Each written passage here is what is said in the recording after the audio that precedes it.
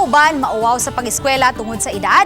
Ani ay usa ka 65 anyos nga ginang nga nagpadayon sa iyang pang-eskwela sa grade 12. Kung kinsa siya atong ilaylahon pinaagi ni ining report.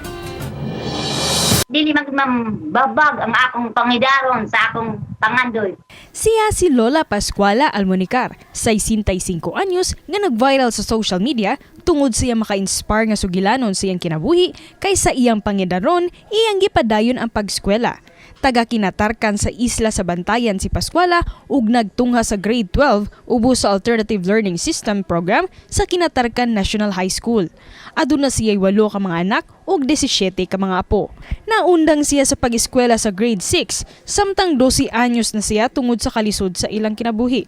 Ni atong tuig 2017, nagpadayon siya sa pag-eskwela gumikan siyang pangandoy nga mamahimong midwife. Sa 7 nila ka managsuon, siya lang ang nagpadayon sa pagtungha sa high school ug nagsilbing assistant sa midwife sa ilang barangay.